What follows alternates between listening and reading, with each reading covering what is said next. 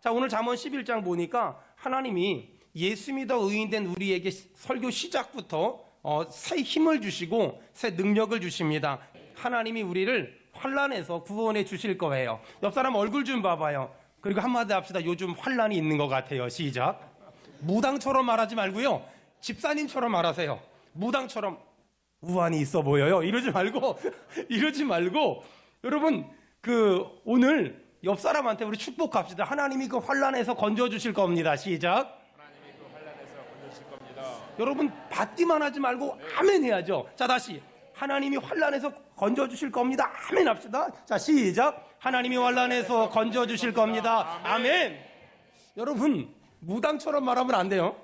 아무래도 얼굴에 우환이 있어요.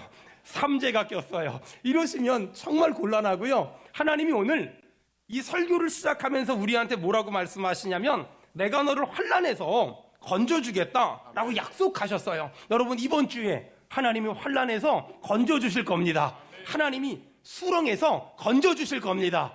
하나님이 오늘 우리한테 약속하셨어요. 하나님이 내가 너를 환난에서 건져주실 거다. 여러분, 오늘 예배 끝나고 하는 일마다 환난에서 건져주실 것이며, 여러분의 자녀를 환난에서 건져주실 것이며, 여러분의 사업장을 환난에서 건져주실 줄로 우리 믿는 사람 크게 아멘 합시다. 하나님이 환난에서 우리를 건져주시겠다고 약속하셨어요. 어떤 사람들은 하나님 잘 믿으면 환난이 없을 거라고 말하는 사람이 있거든요. 그 사람 성경도 모르고 하나님도 모르고 신앙도 없는 사람이에요. 예수를 잘 믿으면 환난이 없을까? 여러분, 환난은 비 같고 햇빛 같은 거예요. 그래서 예수를 잘 믿건 안 믿건 누구에게나 있을 수밖에 없고, 거기엔 그 어떤 예외도 없어요. 그런데 그 누구도 피해갈 수 없는 환난을 당할 수밖에 없는 우리에게 하나님이 희망의 말씀을 주셨는데, 내가 너를 환난에서 건져줄게, 내가 너를 환난에서 구원해줄게 라고 말하는 거예요. 여러분, 하나님을 믿지 않는 사람들은 환난에서 건져줄 사람이 없어요. 근데 하나님을 믿는 우리는 환난에서 우리를 건져주실 아버지가 계세요. 여러분, 제가 그분이 누굽니까? 물어보면 예수 그리스도라고 대답합시다. 여러분, 그분이 누굽니까? 그분이 누굽니까? 그분이 누굽니까? 예수 그리스도. 그분이 우리를 환난에서 건져주실 줄 여러분 믿어보세요. 그리고 그분이 나에게 허락한 환난을 통하여 나를 다루어 가시고 나를 만들어 가시며 그 환난을 해결할 과정, 그런 이 신묘막측함의 은혜, 저는 하나님이 우리에게 경험시켜 주시길 주의 이름으로 축원합니다. 하나님은 큰 길을 만들어 주실 것이며 놀라운 일을 행하실 줄 믿는 사람 아멘 합시다.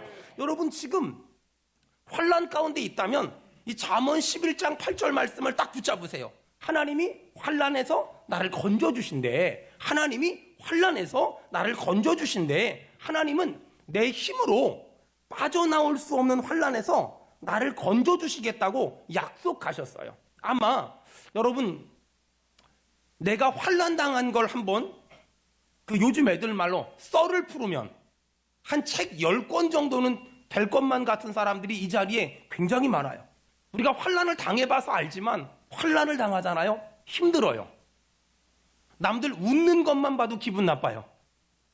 저건 뭐가 좋아 저렇게 웃어? 그런 생각이 들 때가 이때니까는요, 아파요. 마음이 썩어 들어가요. 마음이 문드러져 들어가요. 여러분, 혹시 그런 사람이 있으면 여러분, 제가 한 가지 권면할게요. 조금만 버티고 조금만 견디면 하나님의 선한 손이 나를 그 환난에서 건져주실 줄로 믿습니다. 헬렌 켈러, 여러분 아시죠? 3중 장애가 있었던 자매님. 그분이 이런 말을 했어요. 세상은 고난으로 가득한 것 같지만 조금만 더 자세히 보면 고난이 해결받은 일들로 가득하다. 사실 생각해보면 지난 시간들 동안 참 많은 환난과 참 많은 고난과 참 많은 아픔과 참 많은 눈물이 있었어요. 근데 신기한 건 나를 쓰러뜨리지 못한 고난은 나를 더 강하게 만들었어요. 나를 죽이지 못한 고난은 나를 더 단단하게 만들었던 것 같아요. 그러므로 피할 수 없는 고난이라면 웰컴, 환영하세요. 변화시킬 수 없는 고난이라면 여러분 용납해보세요. 잘 들어보세요. 피할 수 없는 고난을 환영하고 변화시킬 수 없는 고난을 용납하면 그 고난은 감추어 두었던 축복을 하나하나 꺼내놓기 시작할 거예요. 화가 변하여 복이 될 줄 믿습니다. 합력하여 선이 될 줄 믿습니다. 지난 1년을 한번 돌아보세요. 그리고 지난 시간들을 한번 돌아보세요. 여러분도 저도 아마 나름의 고난과 나름의 환난과 나름의 억울한 일들이 참 많았을 겁니다. 저도 교회 개척하고 지난 21년 동안 선교지에서 10년 동안 정말 크고 작은 고난과 크고 작은 환난들이 진짜 많았습니다. 물론 저보다 더 힘든 시기를 보낸 분들도 이 자리엔 참 많을 겁니다. 하지만 저도 저 나름대로 죽을 만큼 힘들었고 모든 것을 포기하고 싶었던 적도 있었습니다. 그 환난을 당할 때는 이 환난이 언제 끝날까? 여러분, 환난 고난이 왜 힘든 줄 아세요? 나에게 왜 이런 일이 있는지, 그리고 이 환난이 언제까지 지속될지 그걸 모르니까 그래서 힘들고 그래서 고달픈 거거든요. 사람들은 이 환난이 언제 끝날까 그걸 모르니까 너무 힘들어하고 너무 버거워하는 거예요. 그런데 여러분들이가 지금까지 살면서 깨달은 게 있어요. 성경을 보면서 깨달은 게 있어요. 환난에는 아주 중요한 특징이 있는데 환난은 절대 영원하지 않아요. 환난은 절대 영원하지 않아요. 왜 환난은 영원하지 않을까요? 환난에서 우리를 건져주시는 하나님이 우리와 지금도 함께 계시는 줄로 믿습니다. 그렇기 때문에 지금 환난을 당하고 있다면 안심하세요. 오래 걸리지 않을 거예요. 멀리 걸리지 않을 거예요. 분명히 지금 생각엔 안 끝날 것 같지만 하나님은 때가 되면 끝내주실 것이며, 돌아보면 내가 겪었던 환난은 아주 잠깐이었다는 걸 고백하게 될 거예요.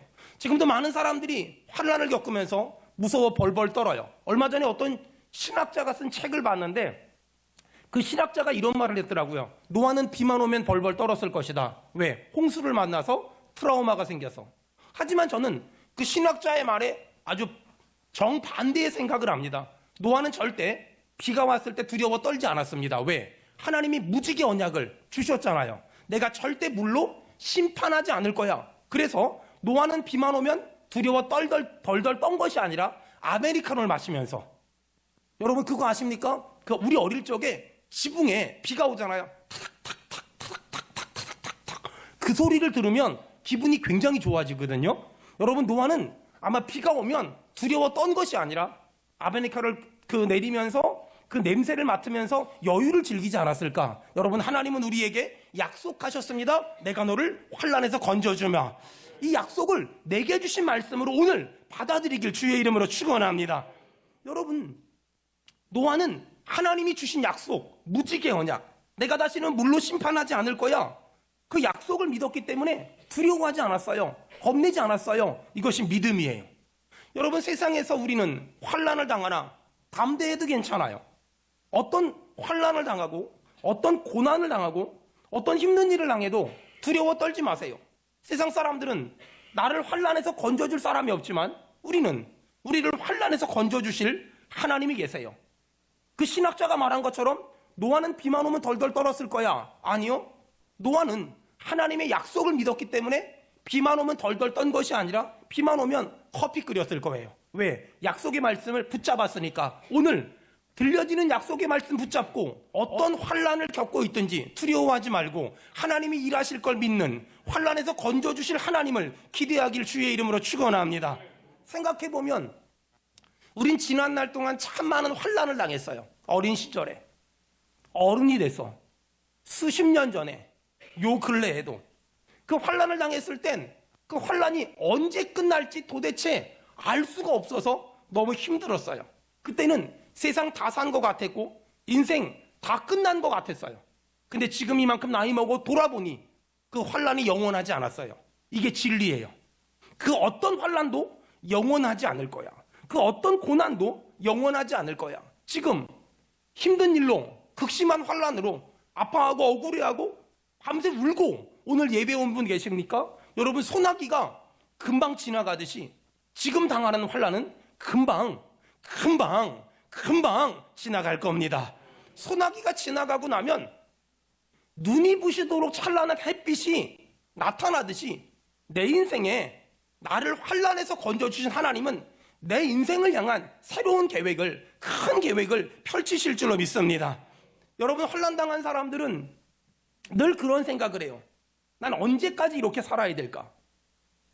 난 언제까지 이렇게 살아야 될까? 하나님 우리한테 뭐라 그래요? 내 너를 떠나지도 않으리라. 내 너를 버리지도 않으리라. 우리는 절대 그 환난에서 영원히 머물지 않을 것이며, 하나님은 그 환난에서 우리를 건질 것이며 우리에게 새로운 인생의 길로 인도해 주실 줄로 믿습니다. 오늘 하나님은 우리에게 이 잠언 11장 8절에 약속하셨어요. 내가 너를 환난에서 건져줄게. 내가 너를 환난에서 건져줄게. 이 말을 목사의 설교로 받지 말고 하나님이 목사님을 통하여 내게 주시므로, 여러분, 하나님이 우리를 환난에서 건져주실 줄로 믿습니다. 하나님이 우리를 환난에서, 우리 아이들을 환난에서, 우리 가족을 환난에서, 우리 사업장을 환난에서 건져주실 줄로 믿습니다. 인생의 크고 작은 환난을 만나다 보면 자꾸만 낙심이 돼요. 내 인생이 여기까지가 끝인가? 우리 회사가, 내 가정이, 우리의 관계가 여기까지가 끝인가? 여러분, 그렇지 않아요. 하나님은 우리를 내 힘으로 빠져나올 수 없는 환난에서 구원해 주시겠다고 약속하셨어요. 잘 들으세요. 환난에서 나는 내 힘으로, 내 지식으로, 내 실력으로, 내 능력으로는 못 빠져나와요. 그런데 하나님이 하나님의 방법으로, 하나님의 지혜로, 하나님의 능력으로 우리를 환난에서 건져 주실 줄로 믿습니다. 아마 오늘 예배하는 분들 중에 어떤 사람은 과거에 환난을 당했을 때 극단적인 생각을 했던 분들도 있을 거예요. 모든 걸 체념하고 자포자기하고 될 대로 되라, 에라 모르겠다 이러면서 마음이 무너졌던 적도 있을 거예요.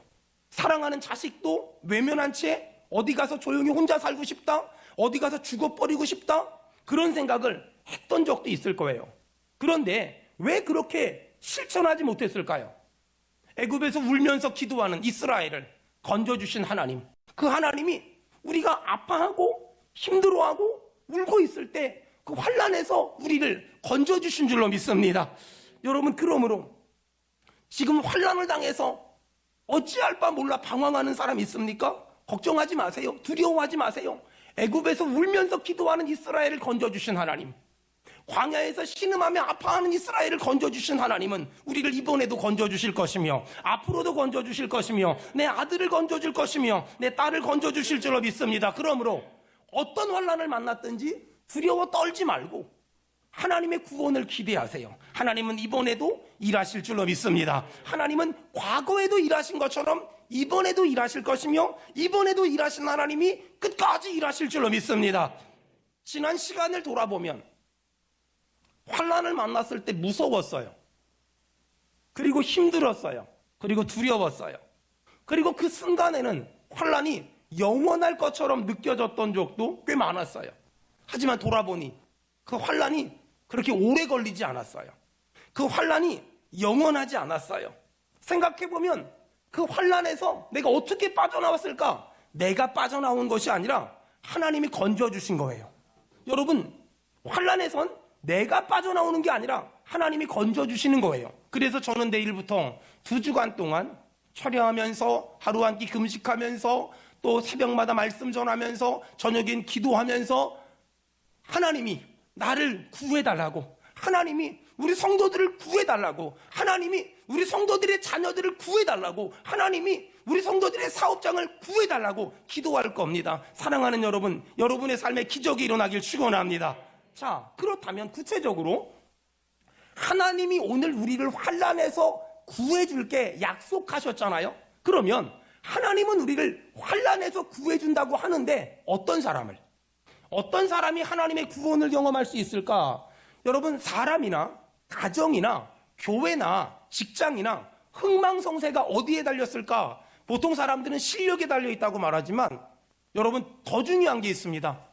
모든 공동체, 모든 사람의 흥망성쇠는 입에 달려 있습니다. 오늘 잠언 11장 9절과 11절엔 입으로 이 말씀이 계속해서 나옵니다. 그리고 그 뒤에도 계속해서 나옵니다. 여러분, 제가 말이 중요합니다라는 말을 정말 많이 하는데 이 말은 제 말이 아니라 하나님의 말씀입니다. 성경에 말이 중요하다는 말이 정말 많이 나옵니다. 그래서 저도 말이 중요합니다 라고 말합니다. 자, 9절 보세요. 잠언 11장 9절. 악인은 어떤 사람이냐? 악인은 입으로 그의 이웃을 망하게 하는 사람이에요. 그럼 반대로 여러분, 의인은 어떤 사람일까요? 의인은 입으로 그의 이웃을 흥하게 하는 사람. 악인과 의인은 굉장히 단순합니다. 악인은 그의 입으로 이웃을 망하게 하는 사람, 의인은 그의 입으로 이웃을 흥하게 하는 사람. 여러분, 그러면 이제부터 내가 만약에 사장님이잖아요. 내가 만약에 사장님이라면 직원을 뽑을 때 실력도 중요하고 외모도 중요하지만 제일 중요한 게 어떤 사람이냐? 입으로 이웃을 흥하게 하는 사람을 뽑으세요. 입으로 이웃을 흥하게 하는 사람, 그런 사람을 직원으로 뽑으세요. 그런 사람이 있다면 돈을 더 주고라도 그 사람을 꼭 직원으로 뽑으세요. 여러분, 혹시 여기 앞으로 며느리 또 사위를 맞아야 될 사람들이 있다면 여러분, 다른 거 아무것도 보지 말고요, 외모가 어떠냐, 직장이 어떠냐, 이런 거 아무것도 보지 말고요, 딱 하나, 입으로 이웃을 흥하게 하는 사람이라면 그 사람은 내 식구로 맞아들이세요. 근데 입으로 이웃을 망하게 하는 사람이라면 그 사람이 아무리 잘나고 똑똑하고 이쁘고 직장이 좋아도 여러분, 맞아들이지 마세요. 우리 가정 물 흐릴 수 있어요. 내 사업장 물 흐릴 수 있어요. 그게 아무것도 아닌 것 같지만 입으로 이웃을 흥하게 하는 사람은 복 있는 사람, 입으로 이웃을 망하게 하는 사람은 복 없는 사람이에요. 여러분, 말이 거친 사람, 말이 극단적인 사람, 말이 비판적인 사람, 말이 이기적인 사람, 이런 사람들은 절대 내 사업장에 들이지 마세요. 내 직장에 들이지 말고 내 가정에 들이지 마세요. 그 사람 때문에 분위기 다 흐려요. 저는 개인적으로 우리 성도들이 이 부모의 권리를 되찾아야 한다고 생각해요. 보통 내 아이들이 남자친구를 데리고 오고 여자친구를 데리고 오면 뭐 네가 좋다는데 뭐 그러면서 잘 사귀고 결혼해 라고 말하지만 틀렸어요. 부모의 권리는 결혼을 시킬 때까지는 유지해야 돼요. 아이들한테 꼼꼼하게 물어봐야 돼요. 따질 건 따지고 가르칠 건 가르쳐야 돼요. 아이들이 아빠는 왜 그렇게 욕심이 많아? 엄마는 왜 그렇게 욕심이 많아? 라고 말할 수 있지만 자식한테 욕심을 부리는 건 잘못이지만 자식한테 바른 길을 얘기하는 거, 똑바른 길을 얘기하는 건 부모의 진짜 사랑이에요.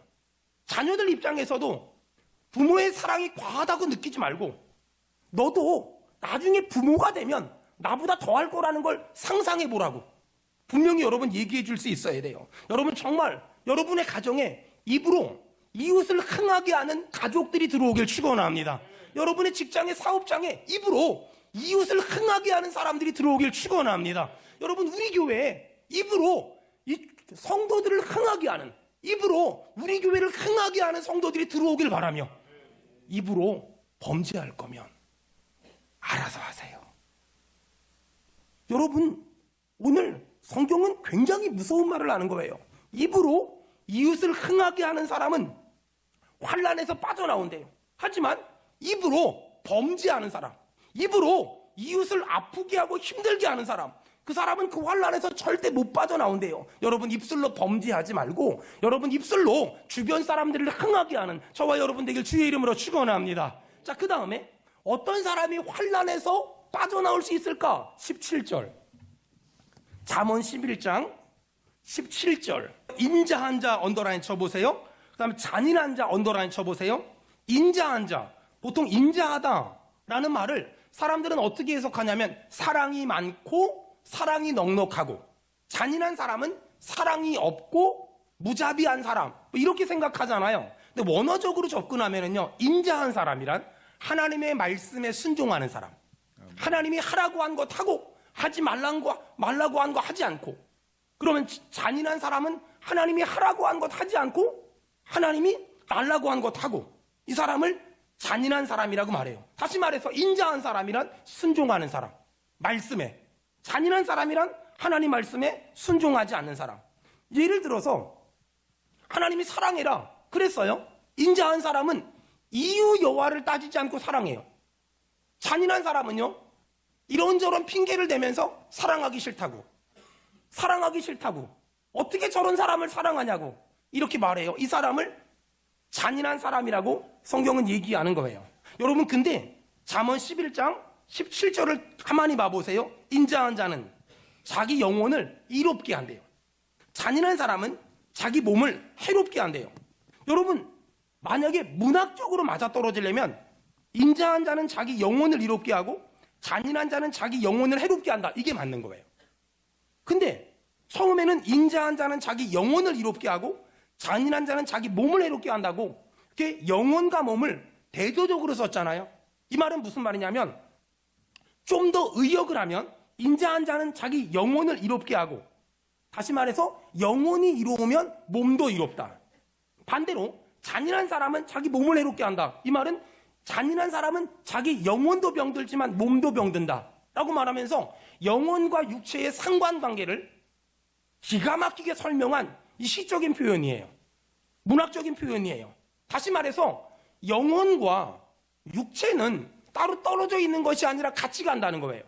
내가 인자하면, 내가 말씀에 순종하면 내 영혼도 육체도 잘 되고, 내가 말씀에 순종하지 않으면 내 영혼도 육체도 병들 수밖에 없다. 이 말을 일반 학문에서는 약 3, 40년 전에 깨달았는데, 성경은 지금으로부터 약 3,000년 전에 이 사실을 깨닫고, 여러분, 사도 요한이 이 말씀을 뭐라고 말했죠? 요한 3서 2절에 내 영혼이 잘됨 같이 내가 범사가 잘되고 강건하기를 내가 원하노라. 아멘. 이렇게 말했어요. 내 영혼이 잘됨 같이 내가 범사가 잘된다. 그러니까 영혼이 잘되는 것과 육체가 잘되는 것과 범사가 잘되는 건 따로 떨어진 것이 아니라 하나다라고 말했어요. 여러분, 사도 요한의 심정으로 선포하니까 아멘 합시다. 우리의 영혼이 잘됨 같이 우리가 범사가 잘되고 강건할 줄 믿습니다. 여러분, 하나님의 말씀에 순종하면 우리의 영혼이 잘됨 같이 우리가 범사가 잘되고 강건하대요. 반대로 하나님 말씀에 불순종하면 우리의 영혼이 잘되지 않는데요, 범사가 잘되지 않는데요, 강건하지 않는데요. 약속하셨으니 여러분, 주의 말씀에 순종하여 인자한 사람이 돼서 그 영혼이 잘된 같이 범사가 잘되고 강건한 삶 살길 주의 이름으로 축원합니다. 이게 믿음의 인생이라는 거예요. 참, 말씀에 순종하면 다 잘 된대요. 말씀에 순종하지 않으면 하는 일마다 안 된대요.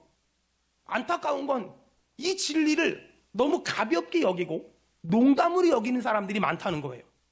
여러분, 롯이 소돔과 고모라가 멸망할 거라는 사실을 알고 집에 와서 가족들에게 얘기했어요. 얘들아, 이 땅이 멸망하는데 도망가자. 그럴 때 롯의 사위들이 농담으로 여겼어요.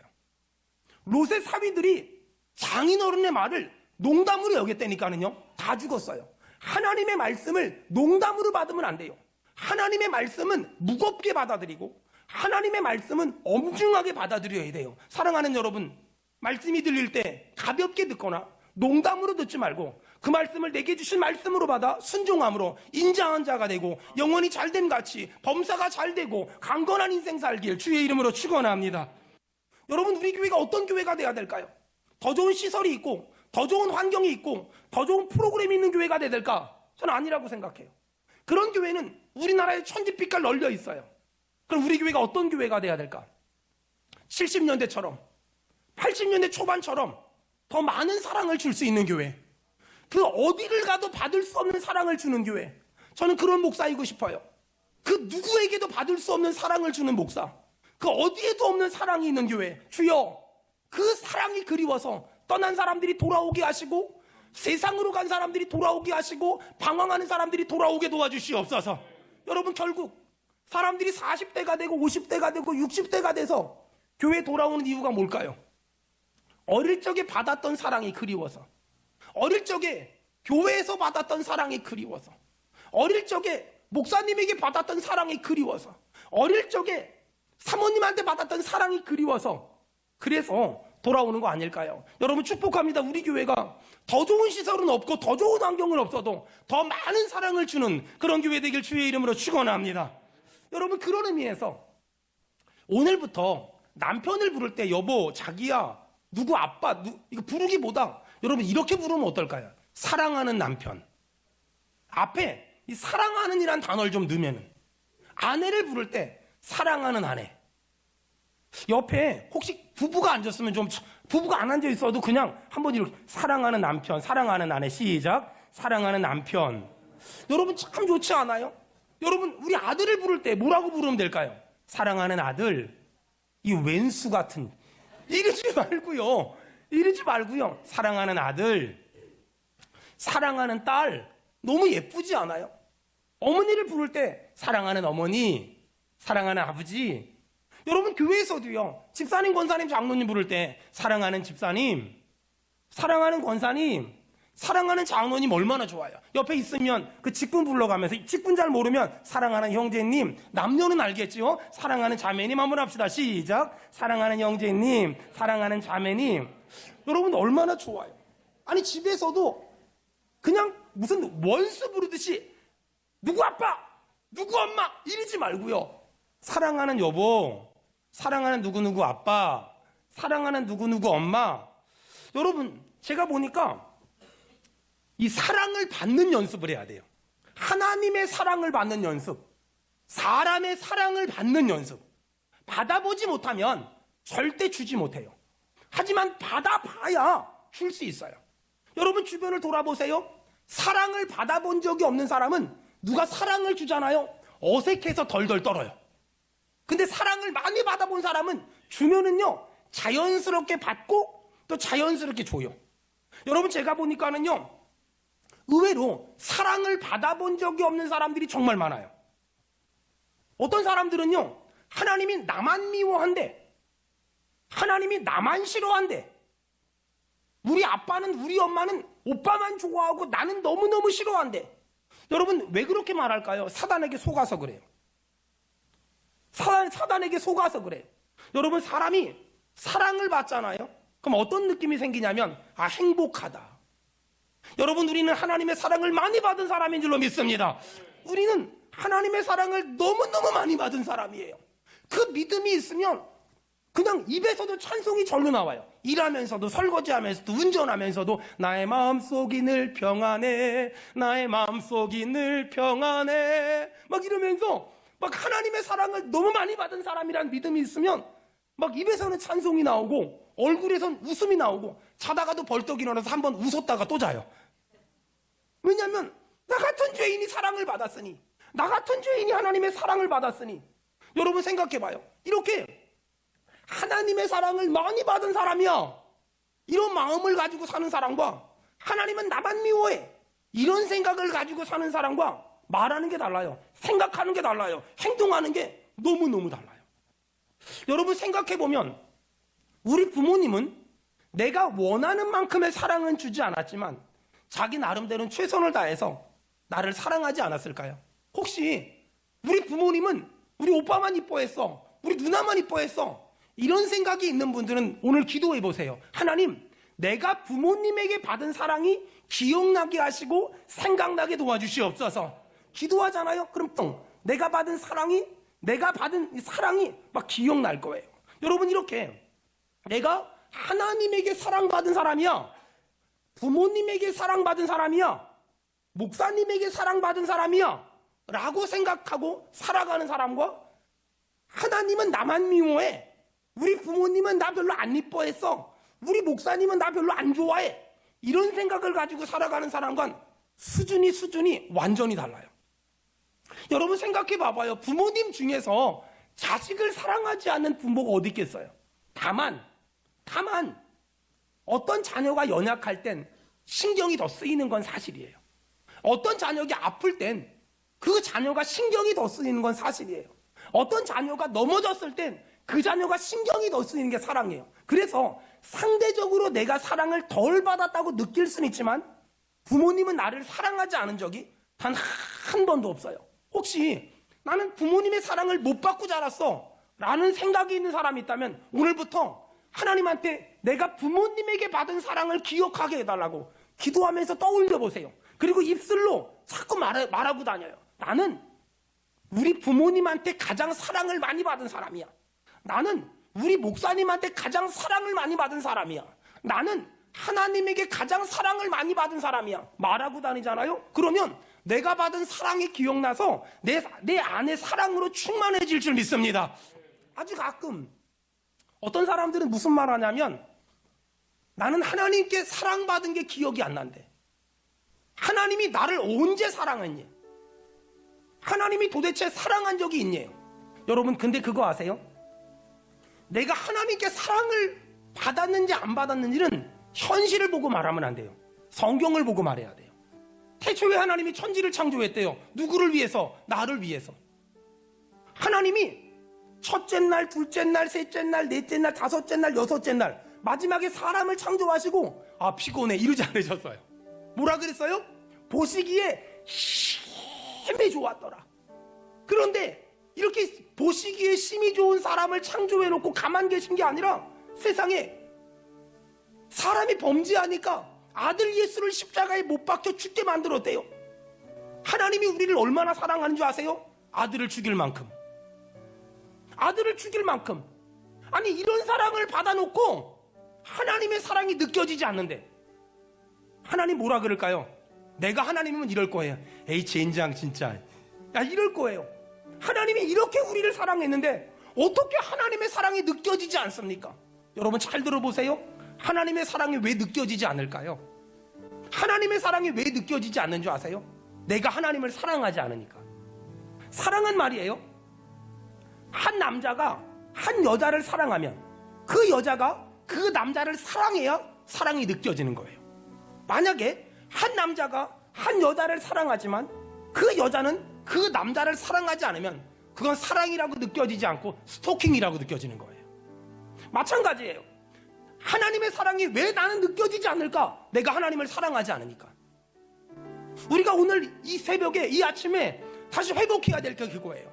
하나님, 하나님의 사랑이 느껴질 만큼 나도 하나님을 사랑하게 도와주시옵소서.